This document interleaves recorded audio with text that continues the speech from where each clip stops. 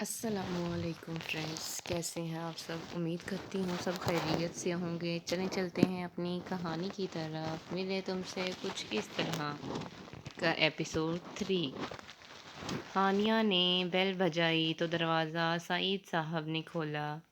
اپنے بابا کو دیکھ کے ہی ہانیہ کی آنکھوں میں نمی تیر گئی۔ وہ جب بھی اپنے گھر آتی تھی شادی کے بعد، اپنے بابا سے مل کر اس کی آنکھوں میں نمی آ جاتی تھی۔ وجاہت نے سعید صاحب کو سلام کیا تو سعید صاحب نے خوش دلی سے وجاہت کے سلام کا جواب دیا اور دونوں کو لیے گھر میں اندر آ گئے۔ سبھی کو وجاہت کا آنا بہت اچھا لگا۔ فاخر جاب پر تھا، اسی لیے اس کی ملاقات وجاہت سے نہ ہو سکی۔ فاطمہ نے اپنے داماد کی خوب خاطرداری کی۔ وجاہت سعید صاحب کے ہر بات کا جواب اچھے سے دے رہا تھا اور ہانیہ اسے چونک کر دیکھ رہی تھی۔ ہانیہ اسی سوچ میں تھی کہ کیا ہو جائے اگر یہ شخص مجھ سے بھی آرام سے بات کر لے۔ ہانیہ کو اپنی طرف دیکھتا پا کر وجاہت نے ایک آئی برو اٹھا کے ہانیہ کی طرف دیکھا، جیسے سوال کر رہا ہو کہ دیکھ کیوں رہی ہو؟ وجاہت نے نظروں کا مفہوم سمجھ کر ہانیہ نے اپنا سر نفی میں ہلا کے وہاں سے اٹھ کے چلی گئی۔ کھانا کھانے کے بعد وجاہت نے سب سے جانے کی اجازت چاہی اور ہانیہ کے ساتھ دروازے تک گیا۔ جب بھی آنا ہو بتا دینا، ڈرائیور آ جائے گا تمہیں لینے۔ وجاہت کے جانے کے بعد ہانیہ ایک بار پھر اپنے بابا کے پاس جا کر بیٹھ گئی۔ ہانی، تم خوش تو ہو نا وہاں؟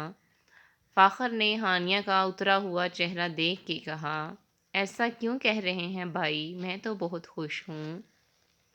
ہانیہ دل میں سوچنے لگی کہ کیوں وہ اپنی فیلنگز چھپا نہیں سکتی۔ اچھا، خوش ہو تو یہ چہرہ کیوں اترا ہوا ہے؟ فاخر نے جانچتی ہوئی نظروں سے ہانیہ کو دیکھا۔ بھئی میاں 4 ماہ بعد گھر آیا اور یہ یہاں آ گئی تو اداس تو ہوگی نا؟ عشا نے ہانیہ کے کچھ بولنے سے پہلے ہی کہا۔ عشا کی بات پر ہانیہ خجل سی ہو گئی اور فاخر نے عشا کو آنکھیں دکھائی۔ ایسا کچھ نہیں ہے بھابی، میں تو بس حور کے لیے پریشان ہوں۔ ہاں بیٹا، تم حور کو لے کر کیوں نہیں آئی؟ فاطمہ، جو کب سے سوچ رہی تھی، وجاہت کے جانے کے بعد پوچھ بیٹھی۔ امی، مجھے دادو نے حور کو ساتھ لانے ہی نہیں دیا۔ وہ کہہ رہی تھی کہ حور کو میں دن رات سنبھالتی ہوں تو مجھے بھی 1-2 دن کا بریک ملنا چاہیے۔ ہانیہ نے سب کو ادھوری بات ہی بتائی۔ وجاہت کی بات وہ کسی کو بتانا نہیں چاہتی تھی۔ ہانیہ کی بات سن کے سبھی مطمئن ہو گئے۔ سبھی جانتے تھے کہ ساجدہ بیگم جان چھڑکتی تھی ہانیہ پہ۔ اگر انہوں نے حور کو ساتھ لے جانے سے منع کیا ہے تو کچھ سوچ کے ہی کیا ہوگا۔ وجاہت ہانیہ کو چھوڑ کے گھر واپس آ کر سیدھے اپنے کمرے میں گیا اور بیڈ پر گرنے کے انداز سے گر گیا۔ ہانیہ کے گھر وہ گیا تو شان صاحب اور دادو کے کہنے پر تھا، مگر کھانا اس نے وہاں خوب ڈٹ کے کھایا تھا۔ ہانیہ کی امی نے سارا کھانا خود بنایا تھا اور مٹن کڑھائی تو وجاہت کو حد سے زیادہ لذیذ لگی۔ اب وجاہت کو نیند آ رہی تھی تو اس نے سوچا کہ ابھی تو بس دن کے 3 بجے ہیں، تھوڑا سو لیتا ہوں، آفس تو کل ہی جانا ہے۔ جیسے ہی وجاہت نے اپنی آنکھیں موندی، کسی نے اس کا دروازہ نوک کیا۔ وجاہت نے خوف سے آنکھیں کھولیں اور اندر آنے کا کہا۔ ایک ملازمہ گود میں حور کو لیے کمرے میں داخل ہوئی۔ وہ سر بڑی بیگم صاحبہ کہہ رہی ہیں کہ حور کو آپ کھانا کھلا کے سلا دیجیے گا۔ وجاہت نے ایک نظر حور کو دیکھا اور ایک نظر ملازمہ کو۔ دادو سے کہو ابھی حور کو نیلم کو دے دیں، میں ابھی سو رہا ہوں، شام میں حور کو دیکھ لوں گا۔ پر سر، نیلم بی بی تو یونیورسٹی گئی ہوئی ہے۔ ملازمہ نے نیلم کے بارے میں بتایا۔ اچھا، تو موم کہاں ہیں؟ وجاہت نے ایک اور سوال کیا۔ بیگم صاحبہ بھی اس وقت آرام کر رہی ہیں، تو گھر میں اتنے ملازم ہیں، کسی سے بھی کہہ دو وہ بس 2 گھنٹے حور کو سنبھال لیں۔ وجاہت کی ایک بار پھر لیٹتے ہوئے کہا، سر وہ بڑی بیگم صاحبہ کا حکم ہے، کوئی ملازم بیبی کو نہیں سنبھالے گا۔ اب کی بار وجاہت نے غصے سے حور کو ملازمہ کے ہاتھ سے لے لیا۔ ٹھیک ہے، اسے جو کھلانا ہے وہ مجھے لا کر دو، میں کھلا دوں گا۔ وجاہت نے تھوڑی سختی سے کہا، معافی چاہتی ہوں مگر ہمیں نہیں پتا کہ بیبی کیا کھاتی ہے۔ بہو بیگم ہی سب بیبی کو سنبھالتی ہیں، وہ کسی کو بھی بیبی کا کام کرنے نہیں دیتی، خود ہی سارا کام کرتی ہیں۔ وجاہت نے اب غصے سے ملازمہ کو کمرے سے بھیج دیا اور حور کو گود میں لیے بیٹھ گیا۔ چھوٹے بچے کیا کھاتے ہوں گے، وجاہت سوچنے لگا۔ پھر حور کو گود میں ہی لیے وہ ہانیہ کے کمرے میں گیا۔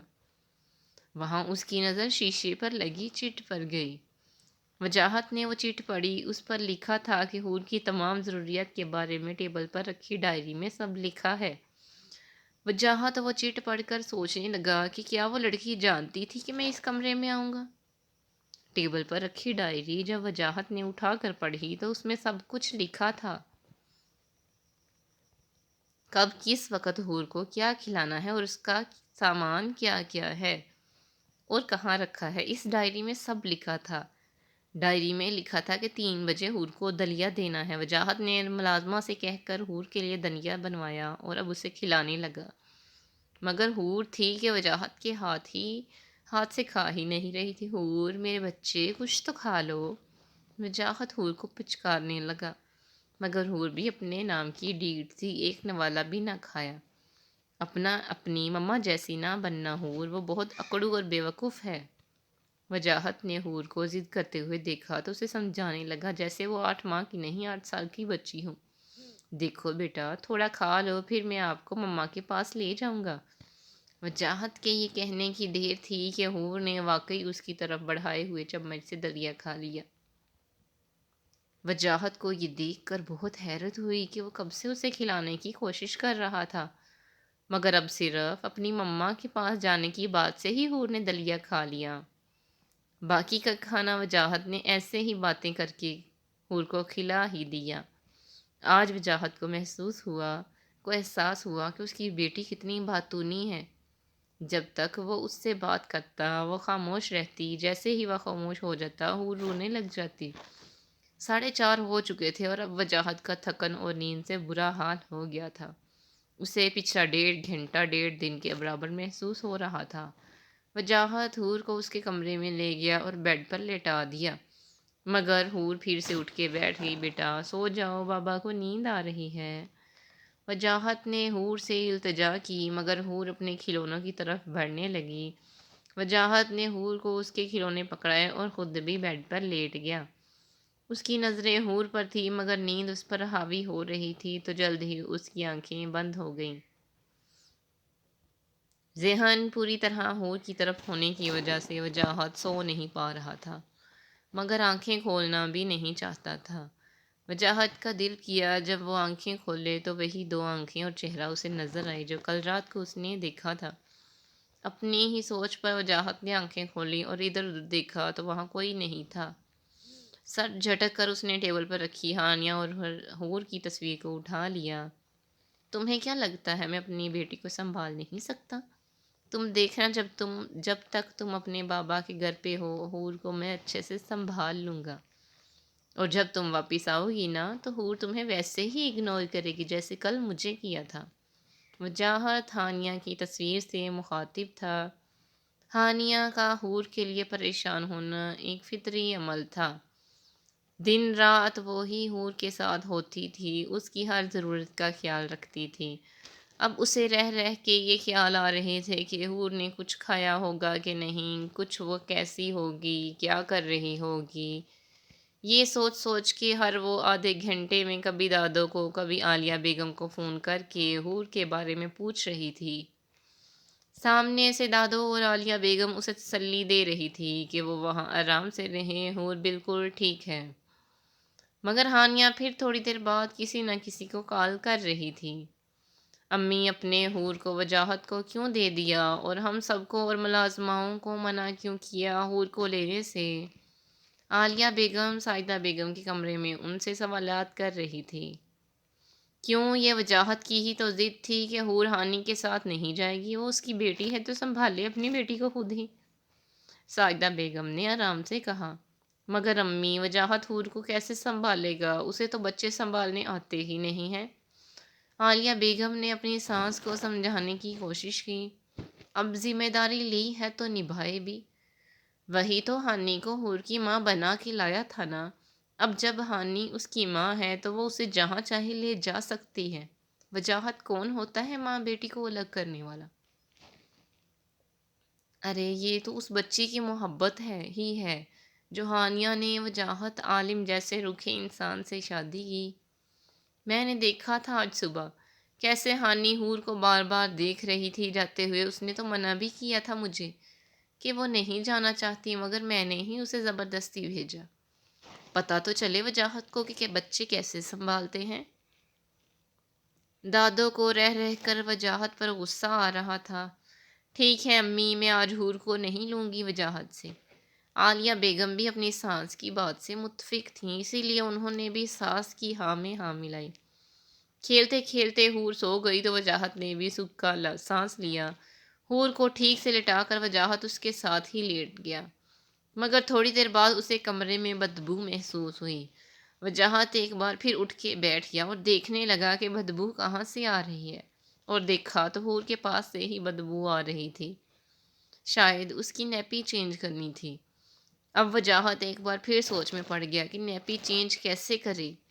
گھر میں کسی کو بھی بولنا بیکار تھا، وہ جانتا تھا کہ سب کو کس نے منع کیا ہے، حور کو لینے سے، اور دادو کا حکم کوئی نہیں ٹال سکتا۔ تو وجاہت عالم یہ کام بھی آپ کو خود ہی کرنا ہے۔ وجاہت نے سر کو کھجاتے ہوئے سوچا۔ اپنے موبائل سے اس نے یوٹیوب پر نیپی چینج کرنے کا طریقہ دیکھا اور شروع ہو گیا، مگر جیسے ہی اس نے حور کا پیمپر کھولا اسے ابکائی سی محسوس ہوئی۔ وہ وہاں سے اٹھ کے کمرے سے باہر آ گیا اور ایک ملازمہ کو بلایا، جا کے حور کی نیپی چینج کرو۔ وجاہت نے ملازمہ کو حکم دیا تو وہ پر کرنے لگی، مگر وجاہت نے اس پہ غصہ کیا تو وہ حور کی نیپی چینج کرنے لگی، وہ بھی عجیب آڑے ٹیڑھے منہ بنا کے۔ وجاہت کو ملازمہ پر بہت غصہ آیا کہ وہ اس کی بیٹی سے منہ بنا رہی تھی۔ غصہ کیوں کر رہے ہو بیٹا؟ وہ گھر کی ملازمہ ہے، حور کی ماں نہیں۔ سائدہ بیگم نے وجاہت سے کہا، دادو آپ یہاں کب آئیں؟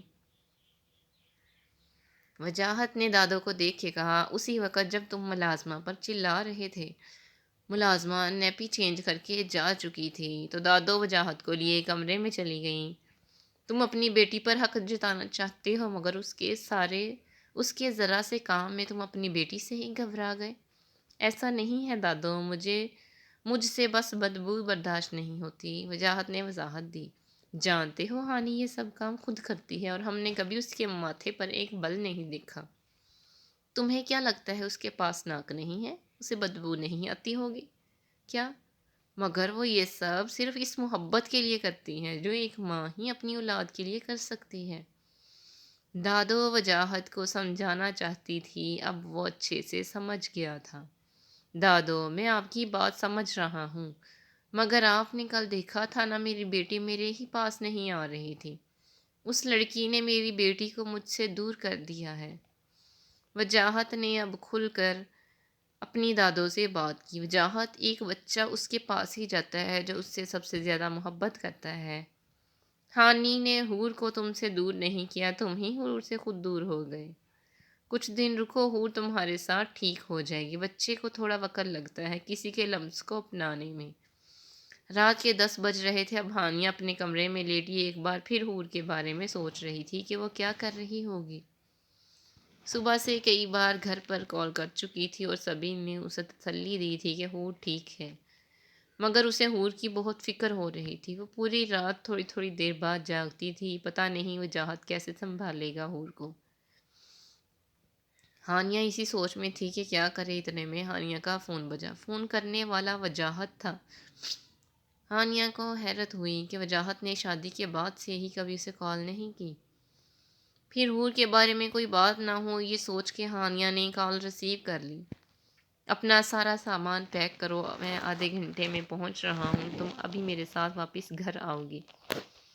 اپنے گھر پہ بتا دو، کوئی مجھ سے سوال نہ کرے۔ یہ کہہ کے وجاہت نے کال کاٹ دی بغیر ہانیہ کا جواب سنے، اور ہانیہ بس اپنے فون کو دیکھے گئی۔ وجاہت تیزی سے گھر سے نکلنے لگا، اتنے میں پیچھے سے شان صاحب نے اسے آواز دی، وجاہت کہاں جا رہے ہو؟ رات کو ٹائم دیکھا ہے؟ ڈیڈ، میں ہانیہ کو لینے جا رہا ہوں، اور بالکل بھی نہیں رہ رہی ہے اس کے بغیر۔ مجھے کچھ سمجھ نہیں آ رہا، اور کوئی بھی میری مدد نہیں کر رہا، وجاہت نے اکتائے ہوئے لہجے میں کہا۔ تو بیٹا، یہ فیصلہ بھی تو تمہارا ہی تھا۔ شان صاحب نے بھی سب کی طرح بہت آرام سے وجاہت پر چوٹ کی۔ غلطی ہو گئی ڈیڈ، دماغ خراب ہو گیا تھا، آپ سب نے مل کر اچھے سے ٹھکانے لگا دیا۔ وجاہت کو اس طرح غصے سے بولتا دیکھ شان صاحب کو اپنے بیٹے پر ترس بھی آیا اور پیار بھی۔ وجاہت، میرے بیٹے، ایک بات ہمیشہ یاد رکھنا، کوئی کسی کا مقابلہ نہیں کر سکتا۔ ہر کسی کا ہر انسان کی زندگی میں الگ کردار ہوتا ہے۔ جیسے ہانیہ تمہاری جگہ نہیں لے سکتی حور کی زندگی میں، ویسے ہی تم بھی اس کی جگہ نہیں لے سکتے۔ شان صاحب کو پیار سے بات کرتا دیکھ وجاہت بھی تھوڑا ٹھنڈا پڑا۔ ڈیڈ، بس مجھے غصہ آ گیا تھا، میں نے نور کو کھو دیا، اسے واپس نہیں لا سکتا، مگر نور کی چھبی کو خود سے دور دیکھا تو برداشت نہ ہوا۔ شان صاحب اسے صوفے پہ بٹھا کے خود اس کے پاس ساتھ بیٹھ گئے۔ میں جانتا ہوں تم نور سے کتنی محبت کرتے تھے، مگر بیٹا وہ اس دنیا میں اب نہیں ہے۔ تمہاری بیوی اب ہانیہ ہے، اس کا بھی تم پہ حق ہے نا۔ اب میں آپ کو کیسے بتاؤں کہ ہم دونوں کا ہی ایک دوسرے پر کوئی حق نہیں۔ وجاہت نے دل میں سوچا، ڈیڈ، ہانیہ سے شادی کرنا میری مجبوری تھی بس۔ وجاہت نے دو ٹوک لہجے میں کہا، تو پھر شادی کیوں کی؟ اسے دیکھ بھال کے لیے بھی تو رکھ سکتے تھے نا۔ شان صاحب نے وجاہت کو دیکھ کے کہا، بابا اگر اسے صرف دیکھ بھال کے لیے رکھتا تو کل کو وہ حور کو چھوڑ کے جا سکتی تھی۔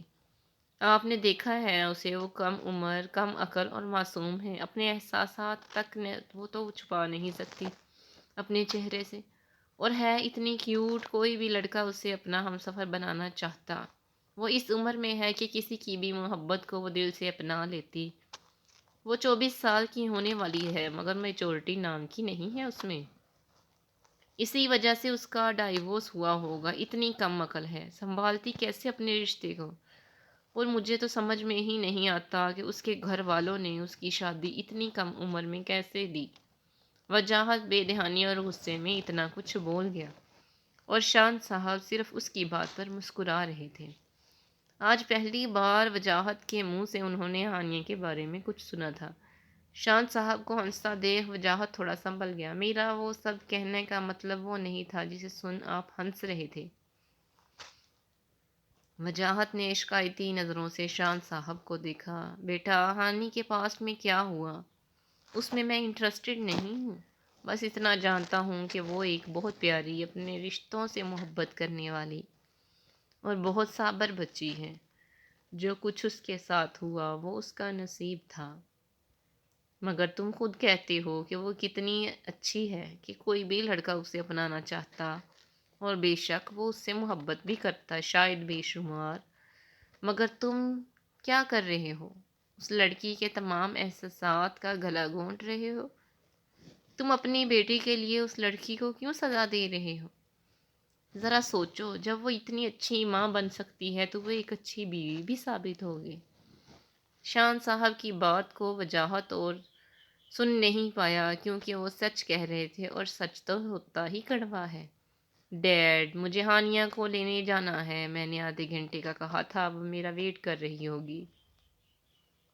بیٹا، ٹھیک ہے بیٹا، جاؤ، مگر میری باتوں پر غور ضرور کرنا، ورنہ ایسا نہ ہو کل کو تمہیں پچھتانا پڑ جائے۔ وجاہت شان صاحب کی بات سن کے رکا نہیں، بلکہ باہر کی طرف بڑھ گیا بغیر کوئی جواب دیے، جبکہ شان صاحب اپنے بیٹے کو تعجب سے دیکھتے رہ گئے۔